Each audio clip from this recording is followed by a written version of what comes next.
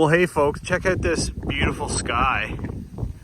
It is a stunning summer day. Yesterday was the kids' last day of school. And today Greg and I are bringing a couple of beautiful sheds up into central Ontario, parts unknown, to a wonderful and super cool and innovative container build.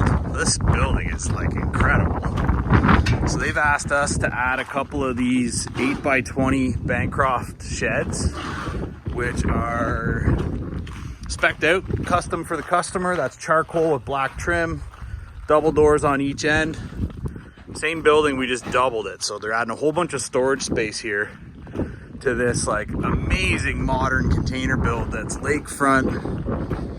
These folks even rent this place out. They're all booked up, so you can't get a spot this year, but look at that. Super cool. So we're gonna put both of these sheds over here and just take some time and get those into place. But once I get them into their spots, we'll take you inside and show you just how much space you get in an 8x20 storage shed. These are huge buildings for sheds. 9-foot front wall, a couple of small windows on the front. No door, no window on this side. No windows on the back. That's an 8-foot rear wall too. So this is a huge space. Lots and lots of room for storage here. So loving how these have turned out. We got the mule off the truck. Greg's just finishing off, taking the other one off. Hey, Greg. Greg's not here today. We had a pretty good drive up here. Not too much traffic, so it's been nice. But it's a beautiful day for a delivery. And it's the Friday. Yeah, sometimes we get slowed down by other traffic, but it is what it is. So today is the Friday of the Canada Day long weekend.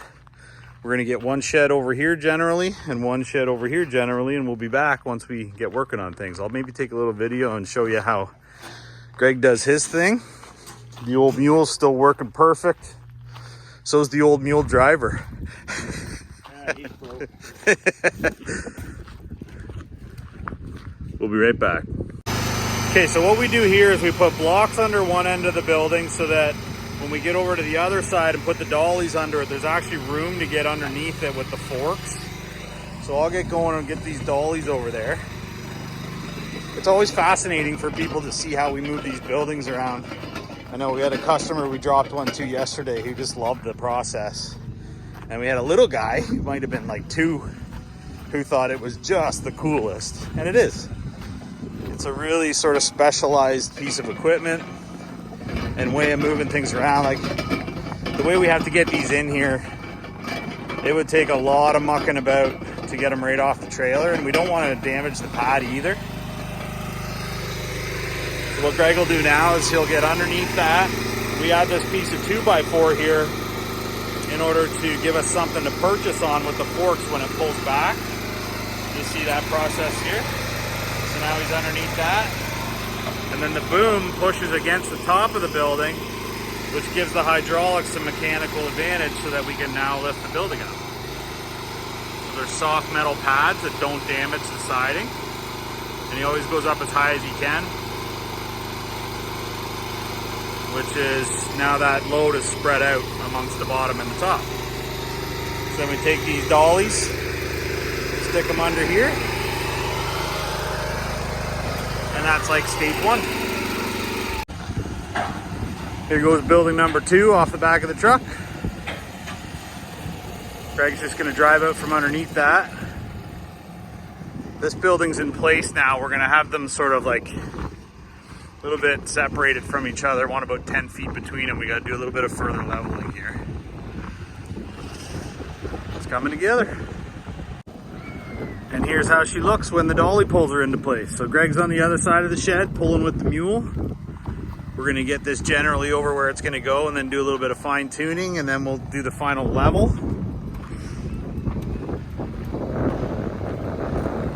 Got some kids on summer break now having fun around the corner. This is gonna be a really nice complement to the entryway of this property. Look at that.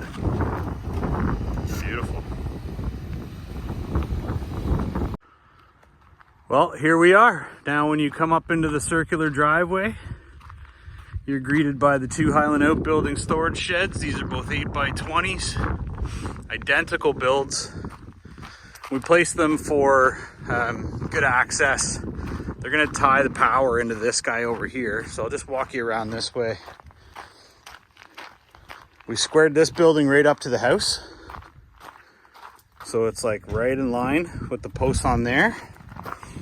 And then when you come around this way, we started the corner and angled it into the driveway, just right on where it needs to be. So these are beauties. These are nice big storage sheds.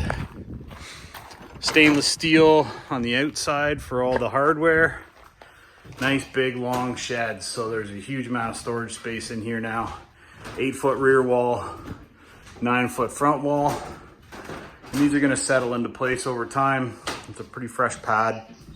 Man door over here, 2 windows, and a set of double doors on the end. And the way we angled these, we've made it convenient for access for like a piece of machinery. So the edge of the other buildings right here, you still got full access in here for boats and lawnmowers and whatever.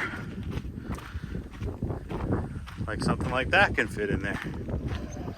So you can see over here, it's just on the edge of there. So we're all done here, folks. We're happy with how this turned out. Beautiful looking sheds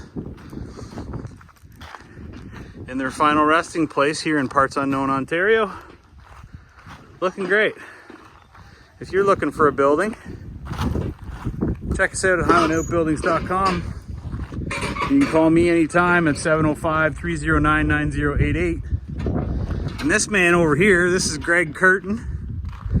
Greg doesn't just move sheds, he moves all kinds of stuff. So if you're in southwestern Ontario and you need something moved, you call Curtin's Hauling at 519-270-1726. There's my man. You guys have a Canada Day weekend. We're out of here. I'm gonna go home and hang out with my kids.